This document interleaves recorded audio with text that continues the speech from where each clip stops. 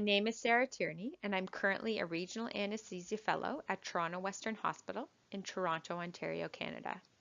Our study examined the effect of anesthetic technique on mortality and major morbidity following hip fracture fixation. Although improvements in preventative care have led to fewer fragility fractures, the incidence of hip fracture unfortunately continues to grow due largely to the aging population. Alarmingly, despite healthcare advances, over the past 2 decades, the mortality rate following hip fracture fixation has remained unchanged at 5 to 11% at 30 days and 30% annually. Two common anesthetic techniques exist for patients undergoing hip fracture repair: spinal anesthesia and general anesthesia.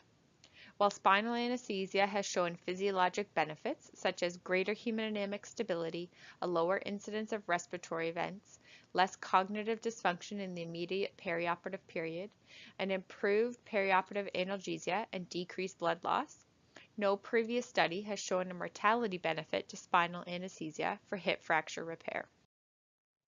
Our study used a propensity score match pairs cohort design.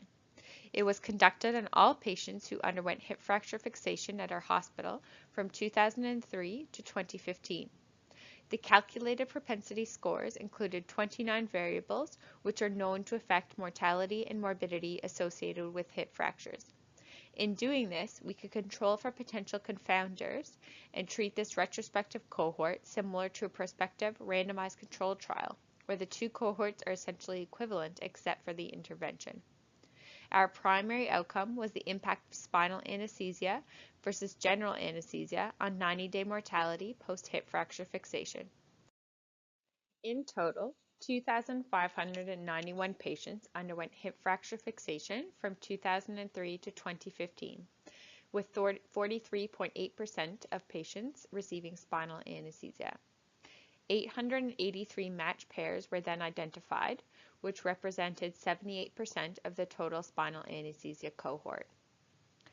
Overall, 90-day mortality was statistically lower in patients who underwent spinal anesthesia compared to patients undergoing general anesthesia.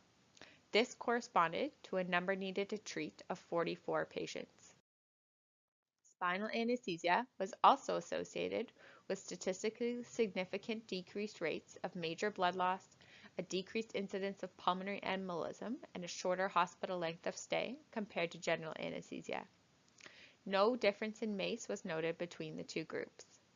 However, although causes of death were varied, patients who received spinal anesthesia were less likely to die from a cardiac event. In conclusion, our study identified a strong association between spinal anesthesia and a lower 90-day mortality post-hip fracture repair. Spinal anesthesia was also associated with a decreased incidence of pulmonary embolism, lower rates of major blood loss, and a shorter hospital length of stay. Despite this being a retrospective cohort study, due to the match pairs analysis using the propensity scores, we can account for many of the confounders that can typically limit the validity of retrospective findings. Our study thus suggests that spinal anesthesia may be the preferred anesthetic technique for patients undergoing hip fracture repair.